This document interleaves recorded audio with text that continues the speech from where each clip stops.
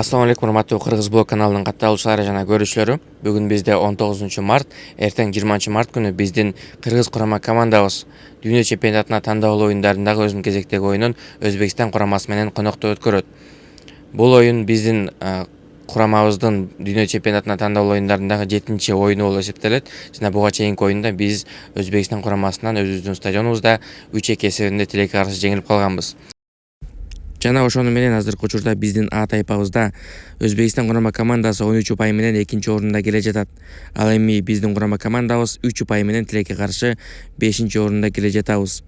Жана биздин тайпабыздагы негизги оюндар ойнолуп бүттү. Баардык курамалар жалпысынан 7-чи, 8-чи оюндарын өткөрүп жатышат. Ошону менен кийинки этапка чыгууга мүмкүнчүлүктөр дагы азайып баштады. Жана Бириккен Араб Эмираттары өзүнүн кийинки этапка чыгуусун камсыздоо үчүн биздин кыргыз курама командабыз эгерде Өзбекстан курама командасынын үстүнөн жеңишке жете турган болсо, тагыраак айтканда Өзбекстан курама командасы өзүнүн упайларынан кол жуй турган болсо, анда биздин курамабызга Бириккен Араб Эмираттары чоң белек даярдап жатканы айтылды. Сөз болуп жатат тагыраак айтканда. Бирок бул такталган маалымат эмес. Азыр деген Өзбекстан курамасы 2-чи орунда 13 упай менен келе жатат. Ал эми алардын артында 3-чү орунда болсо 10 упай менен Бириккен Араб Эмираттары.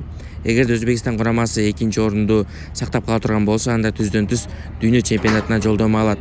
Жана Бириккен Араб Эмираттары ошол мүмкүнчүлүктү колдон чыгарбай, биздин курамабыздын оюнчуларына же болбосо жалпы эле биздин командабызга мотивация берип жаткан акыбалы окшойт.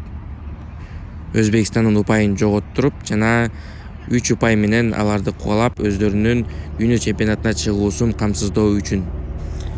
Көптөгөн букмекерлер азыркы учурда Кыргызстан курама командасынын жеңилүүсүн айтып жатышат. Жана мындай эле футбол көргөн адамдын көз карашында азыркы учурда Өзбекстан курамасы Кыргызстанга караганда бир топ эсе күчтүү. Жана Өзбекстан курамасы өзүнүн стадионунда, өзүнүн үйүндө оюн өткөрөт. Бул дагы Өзбекстан курамасынын жеңишине шарт түзүп берет. Буга чейин Өзбекстан курама командасынын башкы машыктыруучусу болуп Сречка Катанец, словениялык Адис иштеп келген. Жана Сречка Катанец Өзбекстан курамасы менен биргеликте аябай жакшы деңгээлдеги оюнду көрсөтүп келишкен. Эми мындан ары Өзбекстан курамасынын башкы машыктыруучусу болуп, ошол өзбекстандык Тимур Капаце деген өзбекстандык 43 жаштагы Адис Өзбекстан курамасын жетектейт. Бул Адис 2018-жылдан бери, башкача айтканда 7 жылдан бери өзүнүн машыктыруучулук кесибин аркалап келет. Буга чейин ал 1998-жылдан 2017-жылга чейин өзүнүн футболдук карьерасын жүргүзүп келген. Жана 2018-жылы Локомотив Ташкент футболдук клубунун башкы машыктыруучусу болуп келип, мынакей эми 7 жылдан кийин Өзбекстан курама командасынын башкы машыктыруучусу болуп. Жана бул Адистин Кыргызстан менен боло турган оюну Өзбекстан курамасынын башкы машыктыруучусу катары алгачкы оюну болот. Мындан ары түшүнүктүү болот Өзбекстан курамасынын кандай машыктыруучусу жетектегенин жана мындан ары Өзбекстан курамасы бул машыктыруучу менен кандай оюн алып бараары. Ошондуктан туугандар, келгиле ар бирибиз биздин курамабызды колдойлу жана аларга жалпак тилде айтканда поддержка берели.